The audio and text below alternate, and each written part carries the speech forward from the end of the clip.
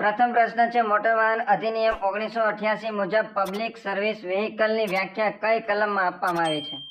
Motor વાહન અધિનિયમ 1988 ના પ્રકરણ નંબર 1 ની અંદર કુલ 2 કલમો છે. એમાં પહેલી કલમ છે એ સંક્ષિપ્ત રૂપ માટે છે, એટલે કે ટૂંકું નામ ગુજરાત સ્ટેટ રોડ ટ્રાન્સપોર્ટ કોર્પોરેશનનું ટૂંકું નામ જીએસઆરટીસી એ દર્શાવવામાં આવ્યું છે કલમ નંબર 1 ની અંદર. અને કલમ નંબર 2 છે એ છે અલગ અલગ વ્યાખ્યાઓને લગતી, જેમ કે પબ્લિક સર્વિસ વ્હીકલની વ્યાખ્યા કઈ કલમમાં આપવામાં આવી છે. ત્યાર પછી કોન્ટ્રાક્ટ કેરેજની વ્યાખ્યા, સ્ટેજ કેરેજની વ્યાખ્યા, આવી અલગ અલગ વ્યાખ્યા છે કઈ કલમમાં આપવામાં આવી છે. આવો પ્રશ્ન પરીક્ષાની અંદર આવવાની સંભાવનાઓ પૂરેપૂરી છે, તો ખાસ યાદ રાખજો, આગળ એને લગતા પ્રશ્નો આવશે. તો આ પ્રશ્નનો સાચો જવાબ છે કલમ નંબર 2 ની પેટા કલમ 35 ની અંદર પબ્લિક સર્વિસ વ્હીકલની વ્યાખ્યા આપી છે.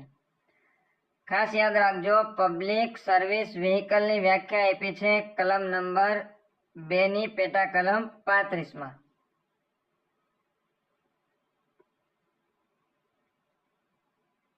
બીજો પ્રશ્ન છે મોટર વાહન અધિનિયમ 1988 મુજબ કોન્ટ્રાક્ટ કેરેજની વ્યાખ્યા કઈ કલમમાં આપી છે? કોન્ટ્રાક્ટ કેરેજની વ્યાખ્યા એ આપેલી છે કલમ નંબર 2 ની પેટા કલમ 7 માં.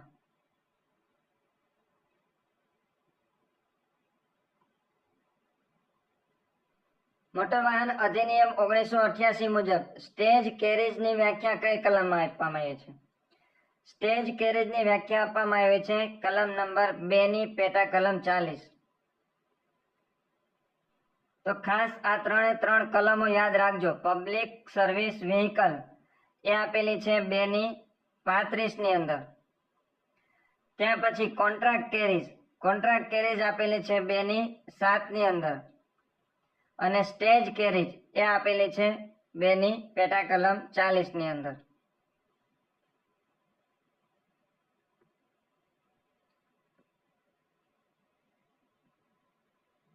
નવું વાહન જાહેર માર્ગ પર ચલાવતા પહેલા તેનું રજીસ્ટ્રેશન કરાવવું કઈ કલમ હેઠળ ફરજિયાત છે? નવું વાહન જાહેર માર્ગ પર ચલાવતા પહેલા તેનું રજીસ્ટ્રેશન કરાવવું છે એ ફરજિયાત છે, અને એ આપેલું છે કલમ નંબર 39 માં.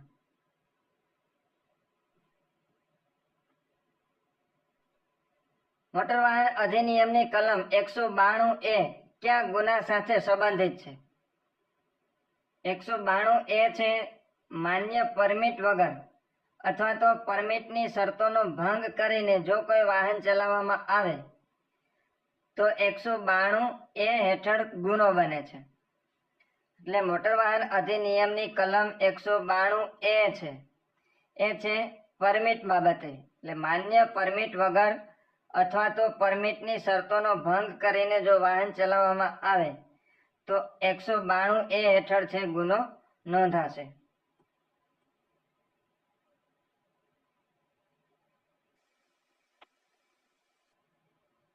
મોટર વાહન અધિનિયમની સામાન્ય દંડની જોગવાઈ કઈ કલમમાં આપેલી છે? સામાન્ય દંડની જોગવાઈ એટલે એનો મતલબ એમ થશે કે જેના માટે અલગથી દંડની જોગવાઈ કરવામાં ન આવી હોય, એવો ગુનો કે જેના માટે અલગથી દંડની જોગવાઈ કરવામાં ન આવી હોય એવો દંડ એટલે સામાન્ય દંડ. તો સામાન્ય દંડની જોગવાઈ કરવામાં આવી છે કલમ નંબર 177 માં. ત્યાં પછીનો પ્રશ્ન છે ટેલ ગેટિંગ કરવાથી સૌથી વધુ કયા પ્રકારનો અકસ્માત થવાની શક્યતા રહે છે? હવે ટેલ ગેટિંગ એટલે આગળ જે કોઈ વાહન જઈ રહ્યું હોય એમની એકદમ નજીકમાં પાછળ વાહન ચલાવવામાં આવે તો એમને કહેવામાં આવે છે ટેલ ગેટિંગ. ને જ્યારે ટેલ ગેટિંગ કરવાથી રિયર એન્ડ કોલિઝન પ્રકારના અકસ્માત થવાની સંભાવનાઓ વધી જાય છે. આ પ્રકારનો અકસ્માત સામાન્ય રીતે આગળનું જે વાહન હોય એ અચાનક બ્રેક મારે ત્યારે પૂરતું અંતર ન રાખવાના કારણે અકસ્માત થવાની શક્યતા વધતી હોય છે.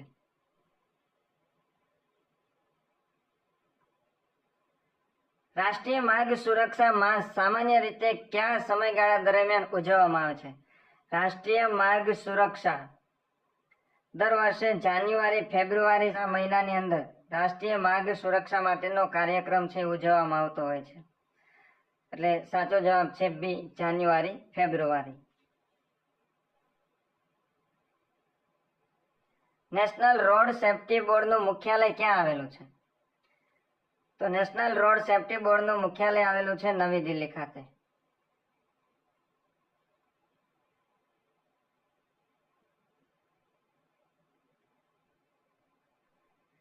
જીએસઆરટીસી ના નિયમો મુજબ પુખ્ત મુસાફર કેટલા કિલો સુધીનો અંગત માલસામાન મફતમાં લઈ જઈ શકે છે? કોઈ એક મુસાફર છે એ પોતાની સાથે કુલ કેટલા કિલો સુધીની વસ્તુઓ છે ફ્રીમાં લઈ જઈ શકે છે?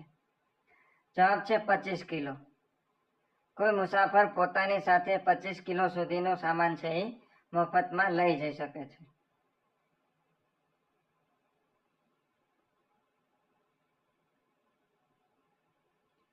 પાણી પહેલા પાળ બાંધવી કહેવતનો અર્થ શું થાય?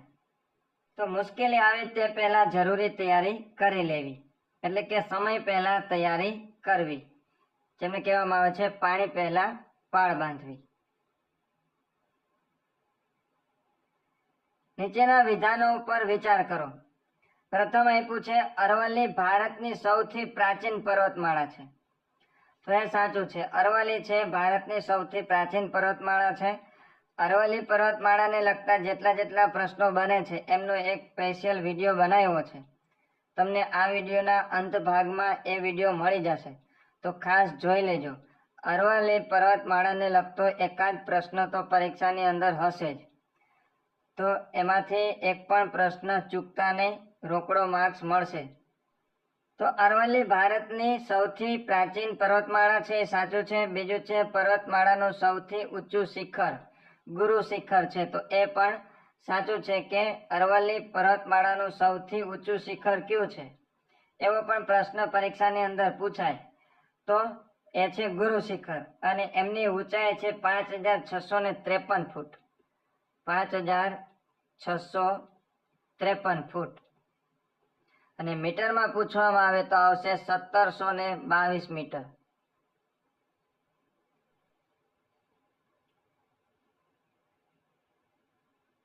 ત્યાર પછી 3:40 વાગ્યે કલાક અને મિનિટ કાંટા વચ્ચેનો નાનો ખૂણો કેટલો હશે? 3:40 કલાકે મિનિટ કાંટો અને કલાક કાંટા વચ્ચેનો ખૂણો કેટલો હશે એ આપણે ગોતવાનો છે. ગણતરી સરળ રીતે થઈ શકે, તમે વ્યવસ્થિત રીતે સમજી શકો એટલા માટે આપણે ઘડિયાળ છે મૂકી છે. આવો પ્રશ્ન જ્યારે પૂછાય ત્યારે ખાસ તમને એકદમ શોર્ટ પદ્ધતિ આપું છું, યાદ રાખી લેજો. એકદમ શોર્ટ પદ્ધતિ. ગમે તેવો અઘરો પૂછાય, મિનિટ કાંટો અને કલાક કાંટા વચ્ચેનો ખૂણો ગોતવાનો થાય ત્યારે કેવી રીતના ગોતો, એમાં બે વસ્તુ તમારે ખાસ યાદ રાખવાની. એક તો 2 અંક વચ્ચેનો જે ખૂણો બને છે એ 30 ડિગ્રીનો બને, આટલું યાદ રાખવાનું તમારે. 2 અંક વચ્ચેનો ખૂણો એટલે કે 1 થી 2 30 ડિગ્રી, 2 થી 3 30 ડિગ્રી, એવી રીતના 3 થી 4 દરેક અંક વચ્ચે કુલ કેટલા ડિગ્રીનો ખૂણો બનશે? 30 ડિગ્રીનો. બીજું, મિનિટ કાંટો જો બારે હોય, મિનિટ કાંટો બારે હોય અને 60 મિનિટ ચાલે, 60 મિનિટ ચાલે, ટૂંકમાં કહીએ તો મિનિટ કાંટો 60 મિનિટ ચાલે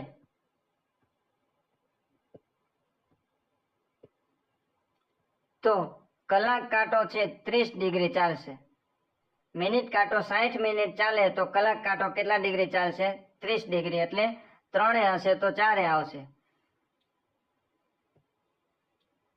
3 વાગ્યા હોય, મિનિટ કાંટો બારે હોય અને કલાક કાંટો 3 હોય.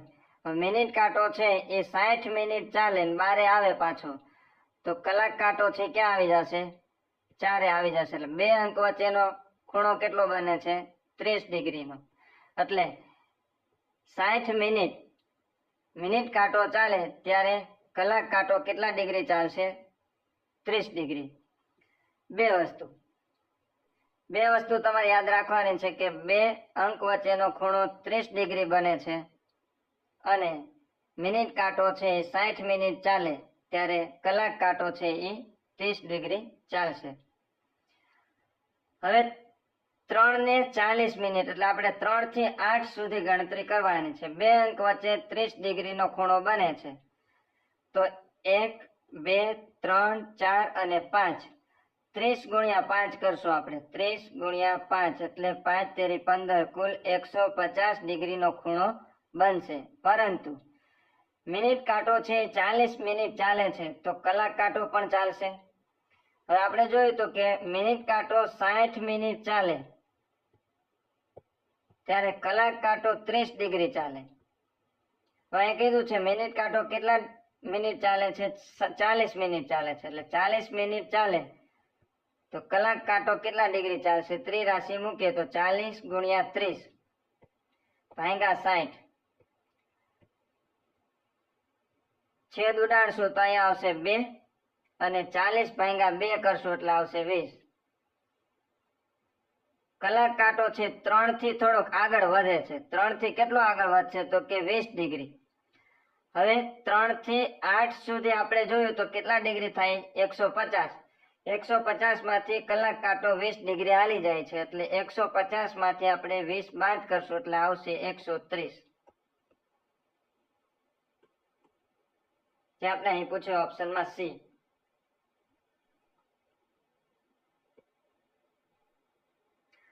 ત્યાર પછી ધોળાવીરા અંગે નીચેના વિધાનો પર વિચાર કરો. પ્રથમ અહીં પૂછે ધોળાવીરા યુનેસ્કો વિશ્વ ધરોહર સ્થળ છે તો એ વિધાન છે સાચું છે. 2021માં એમને સ્થાન આપવામાં આવ્યું છે યુનેસ્કો દ્વારા. બીજું ધોળાવીરા સાબરકાંઠા જિલ્લામાં આવેલું છે તો એ વિધાન છે ખોટું છે. ધોળાવીરા છે એ આવેલું છે કચ્છ જિલ્લાની અંદર. માત્ર એક વિધાન છે એ સાચું છે.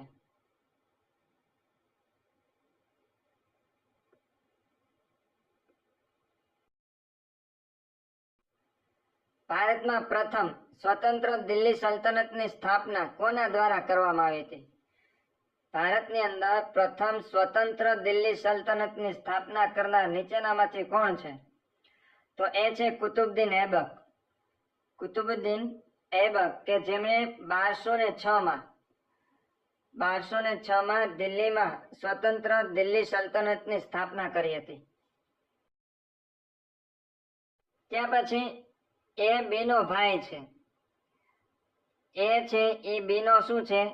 ભાઈ છે. આગળ કીધું છે આપણે સી બી ની માતા છે. સી છે એ બી ની માતા છે. ડી સી ના પતિ છે. ડી છે એ સી ના પતિ છે.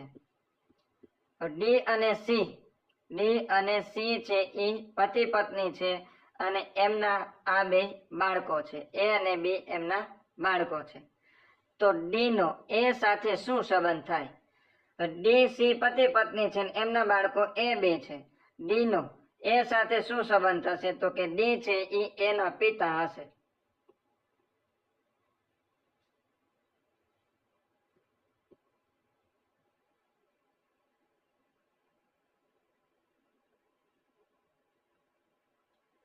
નીચેનામાંથી સાચી જોડણી કઈ છે? સાચી જોડણી આપણે આશીર્વાદ આપ્યો છે. આશીર્વાદની સાચી જોડણી થશે સી છે એ દીર્ઘય આવશે. આશીર્વાદ.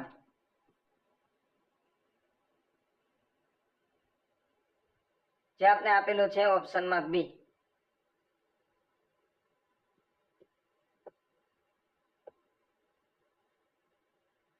ભારતમાં સૌથી વધુ બોક્સાઇટનું ઉત્પાદન કયા રાજ્યમાં થાય છે? ભારતની અંદર સૌથી વધુ બોક્સાઇટનું ઉત્પાદન કરતું રાજ્ય છે ઓડિશા. ઓડિશા છે એ પ્રથમ ક્રમે આવે છે અને આપણું ગુજરાત છે બીજા ક્રમે આવશે.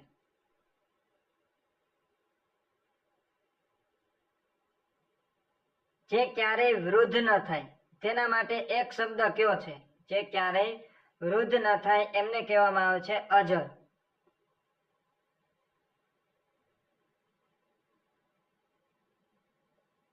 માન્ય પરમિટ વગર સ્ટેજ કેરેજ ચલાવવા બદલ કઈ કલમ હેઠળ કાર્યવાહી થાય છે? દર્શક મિત્રો આ બાબતનો પ્રશ્ન છે આપણે આગળ જોયો છે કે કઈ એવી કલમ છે કે જેમાં પરમિટ લેવી ફરજિયાત છે એવું દર્શાવવામાં આવ્યું છે. એટલે કે કઈ કલમ હેઠળ પરમિટ લેવી ફરજિયાત છે સ્ટેજ કેરેજ માટે? ઓપ્શન આપ્યું છે કલમ 39, કલમ 192A, કલમ 184 અને કલમ 177. આનો જવાબ તમારે કમેન્ટ બોક્સની અંદર લખવાનો છે કે માન્ય પરમિટ વગર સ્ટેજ કેરેજ ચલાવવા બદલ કઈ કલમ હેઠળ કાર્યવાહી થઈ છે?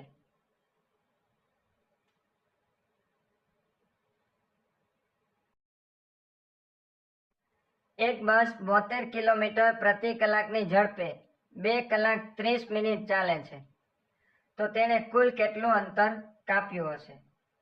એક બસ છે જે 72 કિલોમીટર પ્રતિ કલાકની ઝડપે ચાલે છે અને 2 કલાક 30 મિનિટ એટલે કે 2.5 કલાક ચાલે છે તો 72 ગુણ્યા 2.5 કરશું, 72 ગુણ્યા 2.5 એટલે આવશે 180.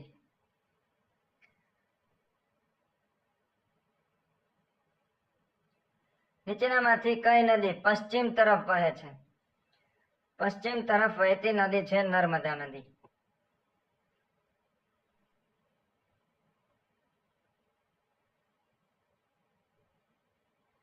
નીચેનામાંથી કયો શબ્દ ભાવવાચક સંજ્ઞા નથી? એમાં આપણે આપ્યું છે મૈત્રી, શાંતિ, માણસ અને દયા. તો કયો શબ્દ છે ભાવવાચક શબ્દ નથી? તો મૈત્રી છે એ ભાવવાચક છે, શાંતિ છે એ પણ ભાવવાચક છે અને દયા પણ ભાવવાચક શબ્દ છે, જ્યારે માણસ છે એ ભાવવાચક શબ્દ નથી. એટલે જવાબ છે સી, માણસ.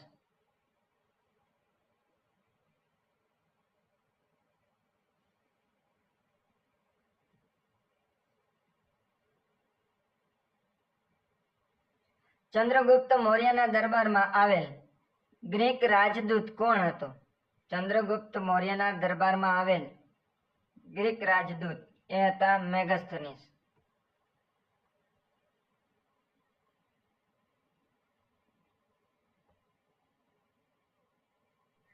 ત્યાં પછી આપણે આપેલી છે સિરીઝ 7, 15, 31, 63 અને 127. તો અહીંયા જે અગાઉની જે સંખ્યા છે એને ગુણ્યા 2 પ્લસ 1 એટલે કે 7 ગુણ્યા 2 થશે 14 પ્લસ 1 એટલે 15. એવી જ રીતના 15 ગુણ્યા 2 30 થશે પ્લસ 1 કરશું એટલે આવશે 31. એવી જ રીતના 63 આવશે. એવી જ રીતના 127 અને 127 ગુણ્યા 2 કરીએ, 127 ગુણ્યા 2 કરશું એટલે આવશે 254 પ્લસ 1 કરશું એટલે આવશે 255.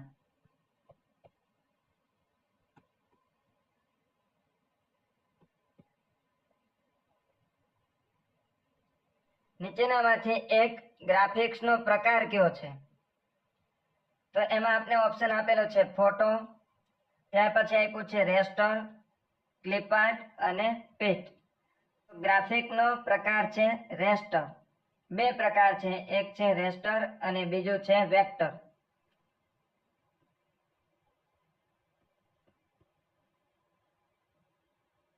ગ્રાફિક્સમાં બે પ્રકાર છે. પહેલો છે રેસ્ટર જે પિક્સેલ આધારિત છે,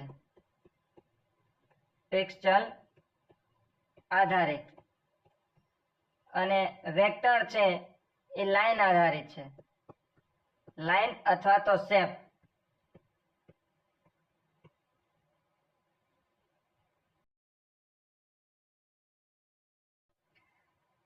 ત્યાં પછીનો પ્રશ્ન છે એસએમપીએસ નું પૂરું નામ શું છે? એસએમપીએસ નું પૂરું નામ છે સ્વિચ મોડ પાવર સપ્લાય, અને આનું કામ છે કમ્પ્યુટરને ડીસી પાવર પૂરો પાડવાનો. કમ્પ્યુટરને ડીસી પાવર પૂરો પાડવાનું કામ કોણ કરે છે? તો કે એસએમપીએસ.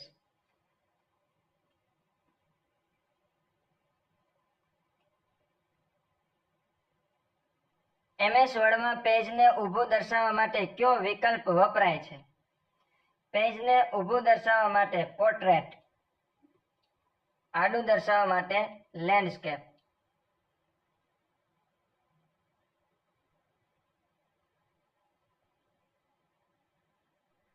ત્યાં પછી જો રોડને WTFI લખાય તો BAT ને કેવી રીતે લખાય? અહીંયા જે કોડિંગ ડીકોડિંગ ને લગતો આપણે પ્રશ્ન આપ્યો છે એમાં દરેક અક્ષર છે એટલે કે આર ને ડબલ્યુ બતાવવામાં આવ્યો છે એટલે આર પછી 5 અક્ષર આપણે પ્લસ કરવાના. આર પછી એસ ટી યુ વી અને ડબલ્યુ 5 અક્ષર પ્લસ કરવાના એટલે આર નો થઈ જશે ડબલ્યુ. એવી જ રીતના ઓ પછી 5 અક્ષર આપણે પ્લસ કરશું એટલે થશે ટી. એમાં 5 અક્ષર પ્લસ કરશું એટલે આવશે એફ અને એવી જ રીતના ડી માં 5 અક્ષર પ્લસ કરશું એટલે આવશે આઈ. તો એવી જ રીતના આપણે બી ઈ એ ટી માં 5 અક્ષર આપણે પ્લસ કરશું. દરેકમાં કેટલા અક્ષર પ્લસ કરશું? 5 અક્ષર. બી માં 5 અક્ષર પ્લસ કરશું એટલે આવશે જી. પછી ઈ માં 5 અક્ષર પ્લસ કરશું એટલે આવશે જે. એમાં 5 અક્ષર પ્લસ કરશું એટલે આવશે એફ અને ટી માં 5 અક્ષર પ્લસ કરશું એટલે આવશે વાય.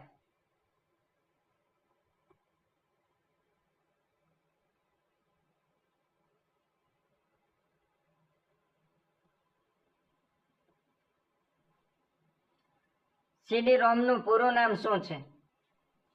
CD-ROM નું પૂરું નામ છે compact disc read only memory.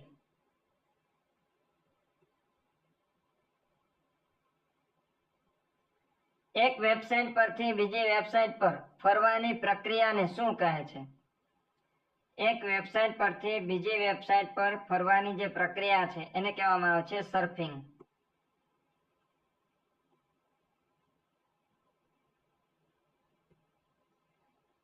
abc@gmail.com માં abc શું દર્શાવે છે?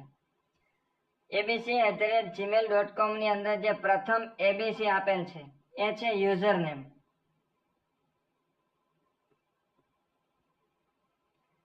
જ્યારે @ છે એ એક સિમ્બોલ છે.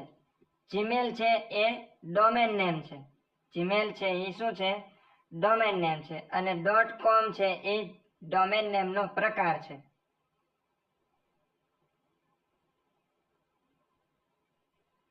ત્યાર પછી neither of the two conductors ખાલી જગ્યા present at the depot yesterday. yesterday એટલે ગઈકાલની વાત થાય છે, ભૂતકાળની વાત થાય છે. neither of the two conductors એટલે કે બંને કંડક્ટર માંથી એક પણ કંડક્ટર ડેપોમાં હાજર ન હતા. present at the depot yesterday. Option આપેલું છે where, was, have been કે are. તો અહીંયા આવશે was. ભૂતકાળનું રૂપ છે neither of the two conductors was present at the depot yesterday.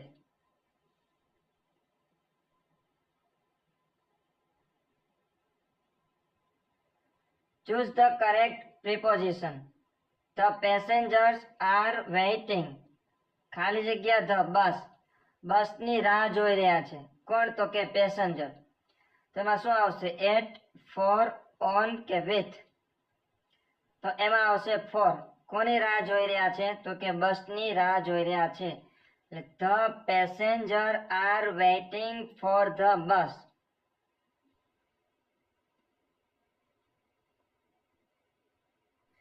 ત્યાં પછીનો પ્રશ્ન છે he is ખાલી જગ્યા European but his wife is ખાલી જગ્યા ઇન્ડિયન. આર્ટિકલ આપણે મૂકવાનો છે યુરોપિયન. યુરોપિયન નો ઉચ્ચાર છે યુ થી થાય છે એટલે વ્યંજન થી થાય છે. વ્યંજન થી થતો હોય ત્યારે આગળ આવશે એ અને ઇન્ડિયન છે એ સ્વરથી એમનો ઉચ્ચાર થાય છે એટલે અહીંયા આવશે N. he is a European but his wife is an Indian.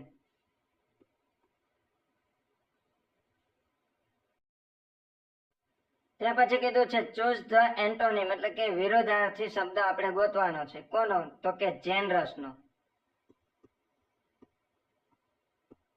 જેનરસ. જેનરસ નો મતલબ થશે ઉદાર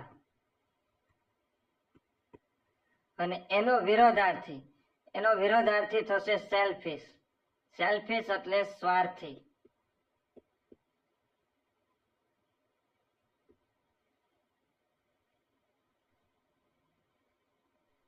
ત્યાર પછી choose the meaning of brave. Brave નો મતલબ થશે બહાદુર. તો એમાં આવશે ફિયરલેસ. ફિયરલેસ એટલે નિર્ભય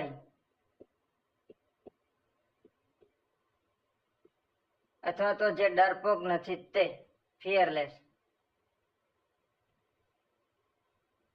A person who write poems is called, એટલે કે જે poems લખે છે એમને શું કહેવામાં આવે છે? એટલે કે જે કવિતા લખનાર છે એમને શું કહેવામાં આવે છે? પોએટ.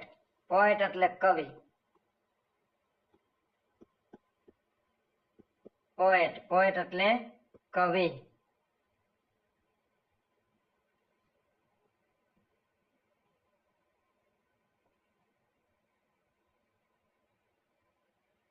જેનું વર્ણન કરી શકાય નહીં તેના માટે એક શબ્દ કયો છે?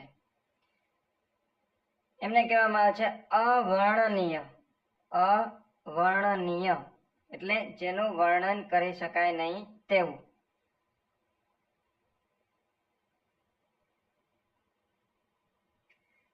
જેની કોઈ સાથે સરખામણી ન થઈ શકે. જેની કોઈ સાથે સરખામણી ન થઈ શકે તેના માટે એક શબ્દ કયો છે? જવાબ છે એ અદ્વિતીય.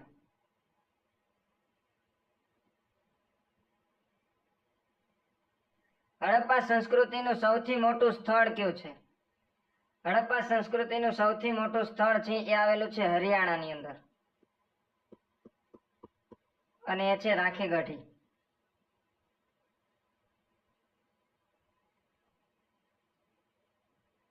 ભારતમાં કાળી માટી મુખ્યત્વે કયા પાક માટે સૌથી વધુ અનુકૂળ છે? પ્રશ્ન ખાસ સમજો. ઘઉં, ચોખા, કપાસ, શેરડી, તો આ બધા માટે કાળી માટી અનુકૂળ આવે છે, પરંતુ પ્રશ્ન એવો છે કે સૌથી વધુ કોના માટે અનુકૂળ છે? તો એ આવશે કપાસ માટે. કાળી માટી સૌથી વધુ છે એ કપાસ માટે અનુકૂળ છે.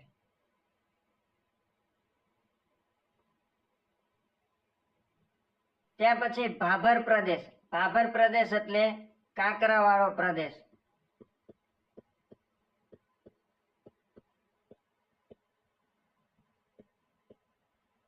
અથવા તો પટ્ટો. કાંકરાવાળો પટ્ટો. ભાભર પ્રદેશ મુખ્યત્વે ક્યાં જોવા મળે છે? એ જોવા મળે છે હિમાલયની તળેટીમાં. હિમાલયની તળેટીમાં. ખાવડા રિન્યુએબલ એનર્જી પાર્ક કયા ભૌગોલિક પ્રદેશમાં આવેલો છે? ખાવડા રિન્યુએબલ એનર્જી પાર્ક છે એ આવેલું છે કચ્છના મોટા રણની અંદર. વિદ્યા શબ્દનું યોગ્ય વિશેષણ કયું છે? વિદ્યા શબ્દનું વિશેષણ છે વિદ્વાન.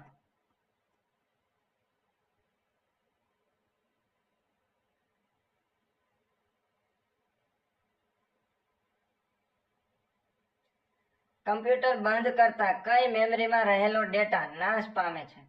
કમ્પ્યુટર બંધ કરીએ ત્યારે નીચેનામાંથી કઈ મેમરી એવી છે કે જે ક્લિયર થઈ જાય છે, એટલે કે એમાં રહેલો ડેટા નાશ પામે છે? જવાબ છે રેમ. જેને વોલેટાઇલ મેમરી પણ કહેવામાં આવે છે. Volatile memory.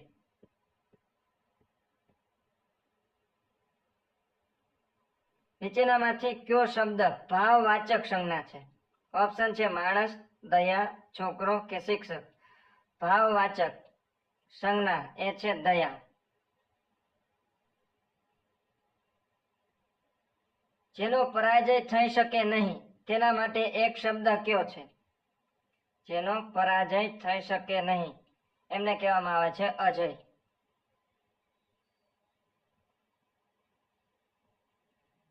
મોટર વાહન અધિનિયમ મુજબ પબ્લિક સર્વિસ વ્હીકલનો મુખ્ય હેતુ શું છે? પબ્લિક સર્વિસ વ્હીકલનો મુખ્ય હેતુ છે ભાડા માટે મુસાફરોનું પરિવહન.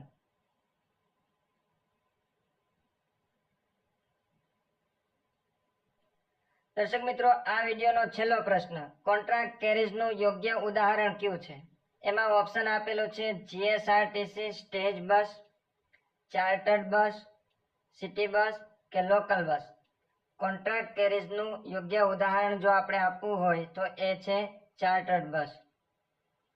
અને કોન્ટ્રાક્ટ કેરીઝ એ એક કહેવાય ને કે કરાર હેઠળ મુસાફરોને એક જગ્યાએથી બીજી જગ્યાએ લઈ જાય છે કે જેમાં અન્ય મુસાફરોને માર્ગમાંથી બેસાડવામાં આવતા નથી.